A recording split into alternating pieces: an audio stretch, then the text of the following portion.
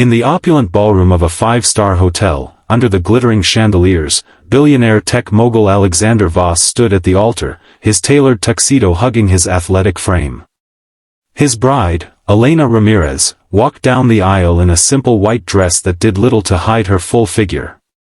She was beaming, her eyes filled with a joy that seemed out of place in this world of excess. But as the vows were exchanged and the ring slipped on, Alexander's mind flashed back to the bet that started it all, a drunken wager with his elitist friends that he could marry the most unlikely woman and turn her into a trophy wife. Little did he know, this union would shatter his world in ways he never imagined. And just as the officiant pronounced them husband and wife, Elena leaned in to kiss him, whispering something that made his blood run cold. "I know why you really married me." What secret had she uncovered, and how would it change everything? Alexander Voss was the epitome of success. At 35, he had built a tech empire from scratch, revolutionizing AI software that made him one of the richest men under 40.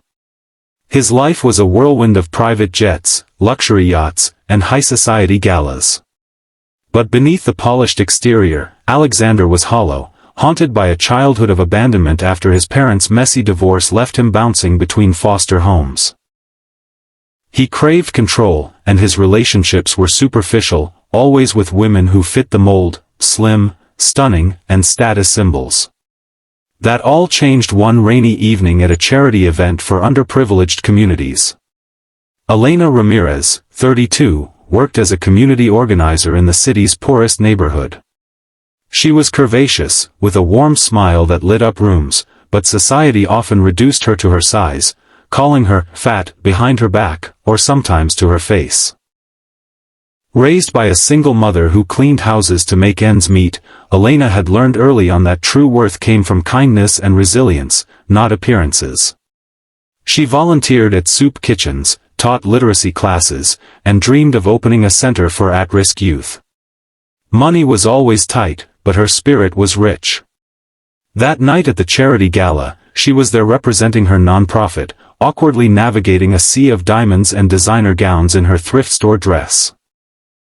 Alexander spotted her from across the room, not because she stood out in glamour, but because she didn't. His friends, a group of fellow moguls nursing expensive whiskey, were joking about their latest conquests. "Bet you couldn't last a month with someone real," one teased Alexander. Fueled by ego and alcohol, Alexander upped the ante. "I'll do you one better. I'll marry the next ordinary woman I see and prove I can make anyone fit into my world." His eyes landed on Elena, who was passionately pitching her cause to a disinterested donor. He approached her with his signature charm, introducing himself as if she didn't know who he was. To his surprise, she did, but she wasn't impressed. "Money doesn't fix everything, Mr. Voss," she said with a gentle laugh. "But if you're serious about helping, we could use a sponsor." Their conversation flowed unexpectedly.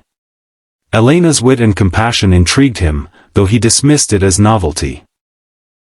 He pursued her relentlessly, flowers, dinners at exclusive spots, even donating to her nonprofit. Elena was cautious. She'd been burned before by men who saw her as a project or a pity date. But Alexander's persistence wore her down. He listened to her stories of growing up poor, of losing her mother to illness without proper healthcare, and he shared snippets of his own lonely past, rare vulnerabilities that made her believe he was genuine. Within months, he proposed in a grand gesture. A hot air balloon over the city skyline, with a diamond ring that could fund her entire community center. Overwhelmed and in love, she said yes. But as wedding plans unfolded, whispers from his circle reached her ears. Was this all a game? On their wedding night, in the presidential suite overlooking the ocean, Alexander uncorked champagne, his mind already plotting how to improve Elena, personal trainers, stylists, the works. But Elena set her glass down, her expression turning serious. "Alex, I need to tell you something," she said, her voice trembling. He froze, the hook from earlier echoing in his mind. What did she know? Had one of his friends betrayed him? The room spun as she revealed, "I'm not who you think I am." And just like that, the first major cliffhanger hit, leaving Alexander and us wondering if their marriage was built on lies from both sides. As the days turned into weeks, Alexander and Elena settled into married life in his sprawling mansion. He introduced her to his world, galas where women eyed her curves with disdain, board meetings where colleagues raised eyebrows at his unconventional choice. Alexander, true to the bet, hired a team to transform her, nutritionists pushing fad diets, trainers demanding grueling workouts. "It's for your health," he'd say, but Elena saw through it. She felt like a doll being dressed up, her self-worth eroding with every critical glance. Yet, she pushed back gently, cooking hearty meals from her heritage, tamales and arroz con pollo, that filled the house with warmth, reminding him of flavors he'd never known in his sterile upbringing. Emotional cracks began to show. Alexander's late nights at the office left Elena alone, scrolling through social media where trolls mocked her as the Billionaire's charity case. One evening, after a particularly brutal comments section, she confronted him. "Do you love me, or am I just a bet to prove something to your friends?" Tears streamed down her face. Alexander denied it vehemently, but guilt gnawed at him. For the first time, he questioned his motives. Was this love, or control? Elena, meanwhile, harbored her own secret. Before meeting him, she'd been diagnosed with a rare metabolic disorder that made weight loss nearly impossible without risky surgery. She'd hidden it, fearing pity, but now it bubbled up in arguments. "I'm not broken, Alex. I don't need fixing." Their first big challenge came during a lavish company retreat in the Maldives. Alexander's friends were there, the same ones from the bet. They toasted to his victory, sly remarks slipping out about Elena's appearance. Humiliated, she retreated to their villa, packing her bags. Alexander found her, begging her to stay. "I was wrong," he admitted, his voice breaking. "The bet was stupid, but you're not. You've shown me what real strength is." They reconciled under the stars, sharing stories of their pains, his fear of abandonment, her battles with body shaming. It was a turning point. Alexander fired his transformation team and started joining her volunteer work, rolling up his sleeves at the soup kitchen. Elena felt seen, valued for her heart, not her size. But peace was short-lived. Months later, Elena discovered she was pregnant, a miracle, given her health issues. Joy filled their home, but complications arose. Her disorder flared, requiring bed rest and specialist care. Alexander, terrified of losing her like he'd lost his family, became overprotective, smothering her with worry. Tensions peaked when his ex-girlfriend, a supermodel named Victoria, reappeared, stirring doubts. Victoria, jealous of Elena's place, leaked the bet to the tabloids. Headlines screamed, "Billionaire's bet bride, a joke or true love?" Elena, bedridden and heartbroken, confronted Alexander again. Was any of this real? She sobbed. He swore it was, but as she clutched her belly in pain, a medical emergency struck, preeclampsia threatening both mother and child. Rushed to the hospital, Alexander paced the waiting room, praying for a second chance. Would they survive this storm, or would the bet's shadow destroy them forever? This second cliffhanger left everything hanging in the balance.